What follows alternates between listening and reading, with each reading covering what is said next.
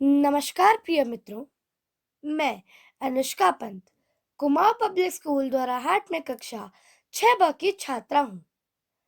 आज हम बात करते हैं उन पत्रों की जो हमारे देश के प्रथम प्रधानमंत्री पंडित जवाहरलाल नेहरू जी ने इलाहाबाद की दैनी जेल से अपनी मसूरी में पढ़ रही पुत्री इंदिरा प्रियदर्शनी को लिखे थे, जिनका संग्रह letter from father to his daughter नाम की पुस्तक में किया गया। इन पत्रों के माध्यम से एक पिता ने अपनी पुत्री का कुदरत के प्रति लगाव व देश दुनिया के सरोकारों के लिए एक नवीन दृष्टिकोण विकसित करने का प्रयास किया है। आज मुझे आप सभी के सम्मुख उस पुस्तक के 23वें अंश का वाचन करने का सुअवसर प्राप्त हुआ है। भाषा, लिखावट और गिनती। हम तरह तरह की भाषाओं का पहले ही जिक्र कर चुके हैं और दिखा चुके हैं कि उनका आपस में क्या नाता है। आज हम यह विचार करेंगे कि लोगों ने बोलना क्यों कर सीखा। हमें मालूम है कि जानवरों की भी कुछ बोलियां होती हैं। लोग कहते हैं कि बंदरों में थोड़ी सी मामूली चीजों के लिए शब्द या बोलियां मौजूद हैं। तुमने बाज जानवरों की अजीब आवाजें भी सुनी होंगी, जो वे डर जाने पर और अपने भाई बंधुओं को किसी खतरे की खबर देने के लिए मुंह से निकालते हैं। शायद इसी तरह आदमियों में भी भाषा की शुरुआत हुई। शुरू में बहुत सीधी सादी आवाजें रही होंगी। जब वे किसी चीज को देखकर डर जाते होंगे और दूसरों को उसकी खबर देना चाहते होंगे, तो वे एक खास तरह की आवाज निकालते होंगे। शायद इसके बाद मजदूरों की बोलियां शुरू हुई। जब बहुत से आदमी एक साथ कोई काम करते हैं, तो वे मिलकर एक तरह का शोर मचाते हैं। क्या तुमने आदमियों को कोई चीज खींचते या कोई भारी बोझ उठाते नहीं देखा है? ऐसा मालूम होता है कि एक साथ हाथ लगाने से उन्हें कुछ सहारा मिलता है। यही बोलियां पहले पहल आदमी के मुंह से निकली होंगी। धीरे धीरे और शब्द बनते गए होंगे, जैसे पानी, आग, घोड़ा, भालू। पहले शायद सिर्फ नाम ही थे, क्रियाएं न थी।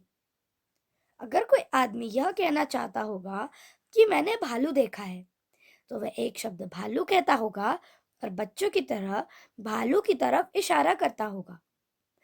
उस वक्त लोगों में बहुत कम बातचीत होती होगी। धीरे धीरे भाषा तरक्की करने लगी। पहले छोटे छोटे जुमले पैदा हुए, फिर बड़े बड़े। किसी जमाने में भी शायद सभी जातियों की एक ही भाषा न थी, लेकिन कोई जमाना ऐसा जरूर था जब बहुत सी तरह तरह की भाषाएं न थी। मैं तुमसे कह चुका हूँ कि तब थोड़ी सी ही भाषाएं थी, मगर बात को उन्हीं में से हर एक की कई कई शाखें पैदा हो गई।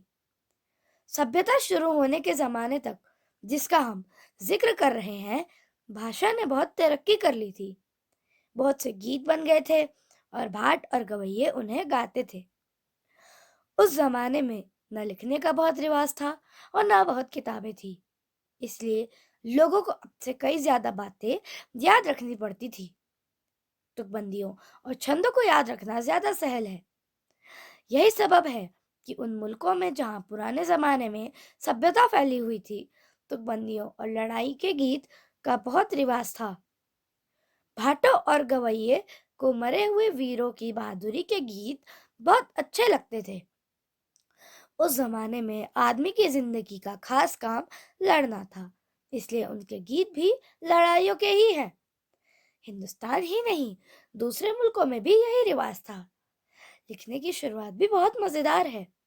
मैं चीनी लिखावट का बयान कर चुका हूँ। सभी मुल्कों में लिखना तस्वीरों से शुरू हुआ होगा। जो आदमी मोर के बारे में कुछ कहना चाहता होगा, उसे मोर की तस्वीर या खाका बनाना पड़ता होगा। हाँ, इस तरह कोई बहुत ज्यादा ना लिख सकता होगा। धीरे धीरे तस्वीरें सिर्फ निशानियां रह गई होंगी। इसके बहुत दिनों पीछे वर्णमाला निकली होगी और उसका रिवाज हुआ होगा। इससे लिखना बहुत ही सरल हो गया और जल्दी जल्दी तरक्की होने लगी। अदद और गिनती का निकलना भी बड़े मार्के की बात रही होगी। गिनती के बगैर कोई रोजगार करने का ख्याल भी नहीं किया जा सकता। जिस आदमी ने गिनती निकाली होगी वह बड़ा दिमागदार या बहुत होशियार आदमी रहा होगा। यूरोप में पहले अंक बहुत बेढंगे थे। रोमन अंकों को तुम जानती हो?